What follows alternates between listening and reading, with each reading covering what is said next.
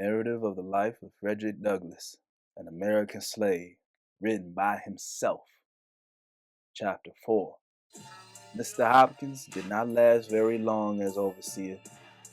Why his career was so short, I do not know, but I suppose he was not strict enough to suit Colonel Lloyd. After Mr. Hopkins came Mr. Austin Gore, a man who had every quality his employer could wish. Mr. Gore had worked for Colonel Lloyd on one of the out farms and had shown himself worthy of the important job of overseer at Great House Farm. Mr. Gore was proud and ambitious. He was also clever, cruel, and stubborn. He was just the man for such a place. He was one of those who could see rudeness in the slightest look, word, or gesture from a slave, and he would treat it accordingly. There must be no answering back to him. The slave was never allowed any explanation to show that he had been wrongfully accused. Mr. Gore fully believed the slaveholder's rule. It is better to whip a dozen slaves wrongfully than to let the slave see that the overseer has made a mistake. It didn't matter how innocent a slave might be once he had been accused by Mr. Gore of any fault. To be accused was to be found guilty, and to be found guilty was to be punished. The only way to escape punishment was to escape accusation, and few slaves managed that under Mr. Gore's supervision. He was, of all the overseers, the most dreaded by the slaves. His presence was painful. His glance created confusion all around him, and his sharp, shrill voice produced horror and trembling among them. Although Mr. Gore was a young man, he indulged in no jokes, made no funny remarks, and seldom smiled. His words were in perfect keeping with his looks, and his looks were in perfect keeping with his words. Overseers will sometimes indulge in a witty word, even with the slaves, but not so with Mr. Gore. He spoke only to command, and commanded to be obeyed. He was stingy with his words, and generous with his whip, and he never used the former when the latter would do. His savage barbarity was equaled only by the coolness with which he committed the most savage deeds upon slaves under his supervision. Mr. Gore once began to whip one of Colonel Lloyd's slaves by the name of Demby.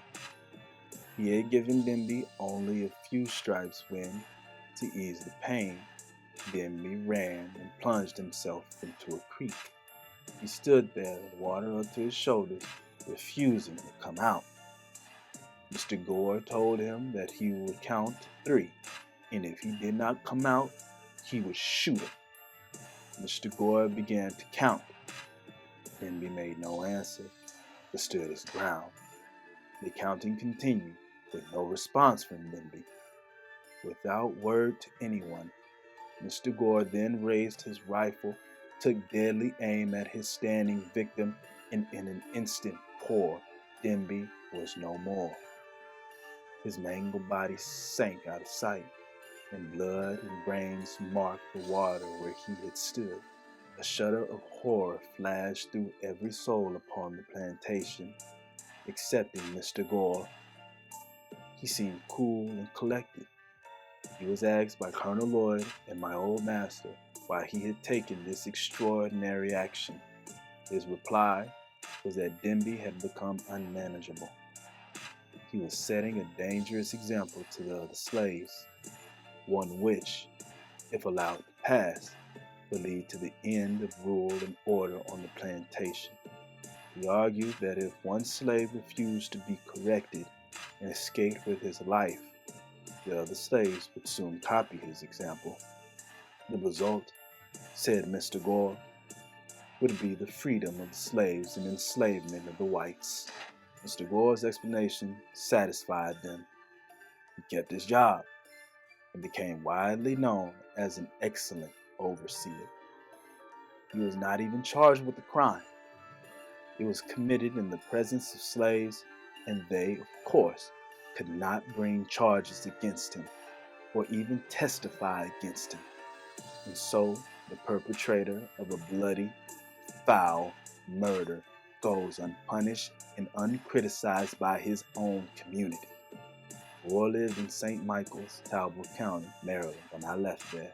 He probably lives there now, as much respected as if his soul had not been stained with his brother's blood. Talbot County killing a slave or any other black is not treated as a crime. Thomas Landman of St. Michael's killed 2 slaves. He killed one with a hatchet, knocking his brains out. He used to boast about the awful deed. I have heard him laugh as he did so, saying that others should thank him and do as he had done. That way, the country soon would be rid of the damn niggers. The wife of Mr. Giles Hicks, who lived near where I used to live, murdered my wife's cousin, a girl of only 15 or 16. She mangled the poor girl in the most horrible manner, so that she lived only a few hours. The victim was immediately buried, but had been in her untimely grave only a few hours before she was dug up and examined by the coroner, who decided that she had been killed by a severe beating. This is what happened. She had been told to mind Mrs. Hicks' baby, and during the night she fell asleep, and the baby cried. She had not slept for several nights and did not hear the crying. She and the infant were both in the room with Mrs. Hicks. When Mrs. Hicks found the girl slow to move, she jumped from her bed, seized a stick of wood by the fireplace, and beat the girl with it, breaking her nose and breastbone. I will not say that this horrid murder did not scandalize the community. It did create a scandal, but not enough to bring the murderess to punishment. A warrant was issued for her arrest, but it was never served. She escaped punishment and even the pain of being brought before a court.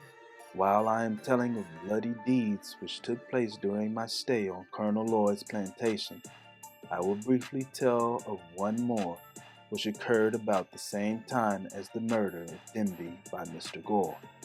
Colonel Lloyd's slaves were in the habit of spending a part of their nights and Sundays fishing for oysters, so as to make up for their scanty diet. An old man belonging to Colonel Lloyd was oystering and happened to wander beyond the limits of Colonel Lloyd's property and onto the property of Mr. Bill Bondley.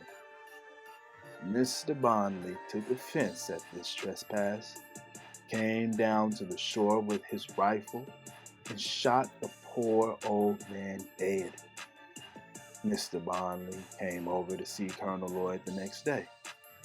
I don't know whether he came to pay him for his property or to justify what he had done.